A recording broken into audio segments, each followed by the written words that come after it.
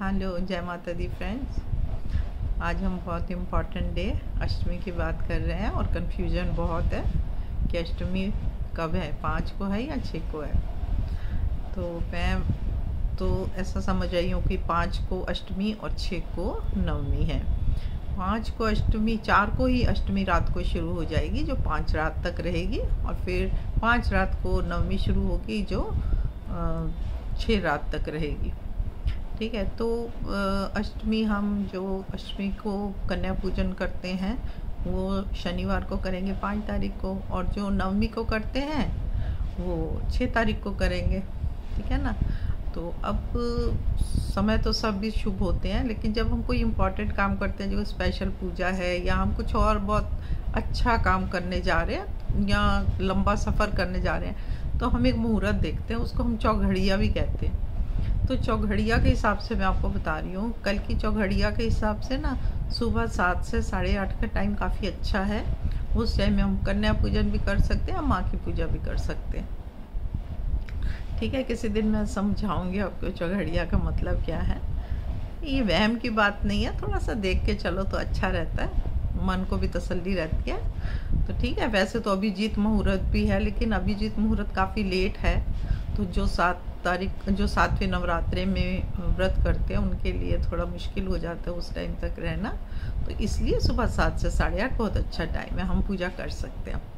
उसके बाद किसकी करते हैं, 2 से 10 साल की लड़कियों को तो सबसे अच्छा मतलब पूजन के लिए माना गया है कि 2 साल से लेकर 10 साल तक की लड़कियों की, तो जितनी लड़कियों को आप बिठा सकते हो या आपके आसपास है, कुछ ऐसा नहीं होता, 5 हो 7 हो 9 हो, जितनों को आप करना चाहें। और घर में या तो पहले घर वाले बच्चों को भी लिया जाता है, उसी में गिना जाता है, और साथ एक छोटा लड़का भी बिठाया जाता है। ठीक है। तो उसको, इनको सबको बिठा के जैसे हम पूजा करते हैं, पहले तो हमने माँ की पूजा करनी है, महागौरी रूप में करनी है, बहुत सुंदर लाल कपड़ों में माँ, बहुत सबसे सुंदर रूप है, महागौरी है। इस दिन जो हमने 9 दिन माँ के रूप देखे हैं ना, इस दिन हम फिर से एक बार माँ का रूप देखेंगे। हम आँख बंद करके माँ के सब रूपों को ध्यान में लाएंगे और फिर वो सब समा जाएंगे माँ गौरी में। तो हम जब वैष्णो देवी की पूजा करते हैं, जो हम ये माँ की पूजा करते हैं, दुर्गा की पूजा करते हैं, उनमें सब देवियाँ समा जाती हैं। तो उस दिन हमने कन्याएं बिठानी है ना, उनमें भी हमने उन्हीं को देखना है। ठीक है। हमने ऐसा देखना है कि आज कन्याएं नहीं है, वो लड़कियां नहीं है, वो देवियों के रूप में हमारे घर आई हैं और हम उनकी पूजा कर रहे हैं। ठीक है।